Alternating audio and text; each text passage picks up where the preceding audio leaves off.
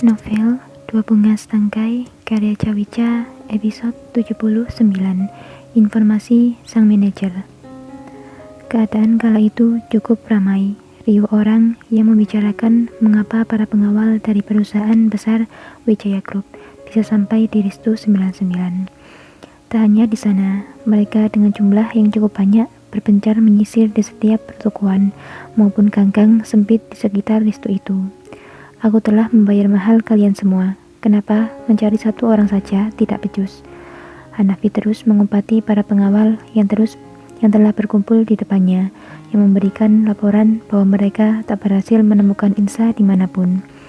Bagaimanapun, cari istriku sampai ketemu. Hanafi membalikkan badan, lalu berkata pada Chris yang sedari tadi ada di belakangnya. Tugaskan mereka untuk berjaga di sini sampai 24 jam ke depan. Aku yakin Insa pasti akan mengambil mobilnya. Dia tak akan berada jauh dari sini. Baik, Tuan, jawab Chris. Ia pun segera menyampaikan titah Hanafi pada salah satu pemimpin para pengawal itu. Lalu beberapa detik setelah kerumunan para pengawal itu pun berpencar lagi melakukan tugasnya masing-masing. Sementara Hanafi kini tengah duduk di sebuah bangku di depan Restu 99. Banyak orang yang menyaksikan langsung berbagai kejadian itu, terutama para pengunjung Restu 99 yang melihatnya dari dalam kaca Restu yang transparan. Kali ini, mereka yang penasaran dengan wajah sang pemimpin Wijaya Group itu pun dapat melihat secara langsung betapa tampannya tuan muda itu yang jarang terekspos media. Hanya orang-orang tertentu saja yang bisa melihat dan bertemu dengannya. Mereka semua juga saling berbisik penasaran dengan wajah istri dari tuan muda yang sedang dicarinya. Juga penasaran perkara apa yang membuat istrinya sampai bisa lari darinya. Melihat kehidupannya yang mapan, harta dan tahta, juga rupa yang sempurna, tapi istrinya masih saja bisa pergi meninggalkannya. Pembicaraan para pengunjung masih terus berlanjut dengan berbisik-bisik satu sama lain. Sang manajer Restu 99 itu pun memberanikan diri untuk keluar dan menemui Hanafi yang duduk di depan restunya dengan perasaan yang sangat kacau itu. Maafkan saya sebelumnya, Tuan, atas kelancangan saya. Pria itu tiba-tiba berbicara di sebelah Hanafi. Chris yang mengetahui langsung mencoba untuk menghadang manajer itu, sedikit memberikan cara aman pada tuan mudanya, takut terjadi sesuatu hal yang tidak diinginkan. Hanafi tak melihat siapa yang tengah berbicara. Dia hanya berdehem sambil menumpukan wajahnya di kedua tangannya. Apa saya boleh melihat foto istri Tuan? Siapa tahu saya bisa membantu Anda. Masih berbicara dengan menunduk takut pada Hanafi. Hanafi hanya memberi isyarat pada Chris untuk memperlihatkan foto Insa pada manajer itu. Dan saat melihat foto itu pun, jadi benar, nona cantik itu adalah istrinya. Luar biasa, mereka adalah pasangan yang sempurna. Untung aku tak berbuat apapun padanya tadi. Kalau tidak, bisa digantung hidup-hidup aku sekarang. Pria itu pun bergumam dalam hati, sampai begitu ngeri membayangkan dirinya sendiri, jika tadi sampai menggoda sang istri dari tuan muda di hadapannya ini. Saya melihatnya tadi. Perkataan sang manajer itu langsung mengalihkan pandangan Hanafi dan juga Chris. Di mana kau melihatnya? Hanafi sudah berdiri menatap tajam padanya. Juga Chris yang selalu sigap berada di belakangnya. Di sana, Tuan. Nona tadi makan di resto saya. Cukup lama Nona berada di sana. Manajer itu masuk ke dalam resto menunjuk bangku yang tadi ditempati oleh Insa. Hanafi dan Chris langsung menuju meja yang ditunjuk. Dia makan apa di sini? Dan ini minuman apa? Memperhatikan piring yang telah kosong isinya, juga beberapa gelas besar yang tergeletak di sana. Hanafi mengangkat satu gelas yang masih terdapat bongkahan es di dalamnya. Mencium bau dari minuman yang tersisa. Minuman apa yang diminum istriku di sini? Hanafi menatap tajam pada sang manajer, curiga karena resto itu tentu menjual banyak minuman haram di dalamnya. Itu hanya sebuah minuman soda, Tuan. Nona telah memesan beberapa gelas sebelum pergi dari sini. Dia juga memesan beberapa porsi sushi, Tuan. Pria itu menjawab dengan yakin, karena dia memang sedari tadi memperhatikan Insa di sana. Dengan siapa dia datang kemari? Apa ada seorang yang terlihat bersamanya?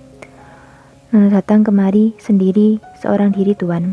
Tak ada siapapun yang terlihat menemaninya. Apa kau yakin?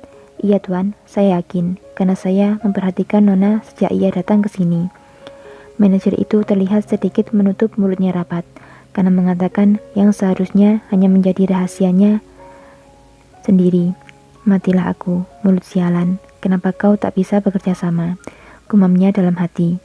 Hanafi spontan memegang kerah baju manajer itu, sedikit menariknya maju, membuat pria itu sedikit tercekik karena tarikan tangan Hanafi. Jadi kau memperhatikan istriku? Maaf Tuan, maaf. Saya tidak tahu kalau Nona itu adalah istri Tuan. Sekali lagi, maaf. Dahinya sudah mengeluarkan keringat dingin, dan sekarang tangannya gemetar, ketakutan melihat Hanafi dengan tatapan amarahnya. Chris segera memegang tangan Hanafi. Ia tak ingin tuannya ini terbawa oleh emosi. Sesaat, apalagi di dalam restu ini, banyak sekali pasang mata yang menyaksikannya. Tentu tak baik untuk penilaian baik terhadap sosok pemimpin Wijaya Group yang sudah dijaga sejak dulu. Tuan, tolong lepaskan. Kuasai emosi Tuan. Dia hanya memperhatikan Nona. Itu bukan sebuah masalah besar. Bisik Chris pelan pada Hanafi. Chris pun juga perlahan melepaskan tangan Hanafi. Dikerah sang manajer itu. Hanafi melepaskan tangannya, lalu mendorong tubuh pria itu dengan kasar. Aku maafkan kau kali ini, karena kau telah memberikan informasi padaku. Kini tugasmu adalah kirim rekaman CCTV hari ini kepada sekretarisku secepatnya. Hanafi masih menatap manajer itu dengan penuh amarah. Lalu ia segera berpaling darinya dan melihat gelas yang masih ia pegang di tangan satunya. Hanafi menaruh gelas itu lagi dengan kasar. Bahkan es di dalam gelas ini belum sepenuhnya mencair, tapi aku tak dapat menemukanmu. Sebenarnya, di mana kau, Insa? Saat Hanafi akan berlalu dari meja itu, tiba-tiba saja tubuhnya oleng dan membuatnya hampir tersungkur. Untung ada Chris di sana yang menangkap tubuhnya. Tuan sebaiknya istirahat. Ini sudah larut malam. Saya akan mengantar Tuan untuk pulang. Hanafi yang sudah merasa sangat pusing dengan semua kejadian ini, juga tubuhnya yang sudah sangat lelah, akhirnya dia pun pulang diantarkan oleh Chris. Malam itu Hanafi tidur di kamar Insa. Dia terisak cukup lama, memeluk guling dengan erat membayangkan Insa yang berada di sana. Terlihat jelas wajah penyesalan dalam dirinya, penyesalan atas semua pengkhianatan yang dilakukan pada Insa. Sementara Chris malam itu tak pulang. Ia tengah sibuk meretas rekaman CCTV di jalanan kota di sekitar Risto 99, berharap menemukan sesuatu petunjuk sekecil apapun untuk menemukan keberadaan Insa. Ia masih fokus dengan layar laptopnya. Jemarinya terlihat sangat lihai memainkan keyboard di sana, mengetik sebuah sandi-sandi rumit untuk memperoleh informasi yang diinginkan. Tiba-tiba sebuah tangan menepuk pundaknya lembut sambil terdengar suara. Mas Han belum tidur. Bagaimana dengan Insa, Mas? Apa sudah ketemu? Chris seketika menoleh dan menghindari tepukan lembut di pundaknya saat mengetahui siapa yang sedang ada di belakangnya. Nona Salma, dia ada di sini. Astaga, pantas saja Nona muda sampai pergi dari rumah. Tuan muda, apa yang Anda lakukan? Kenapa terjebak di dalam hubungan yang rumit ini? Bersambung.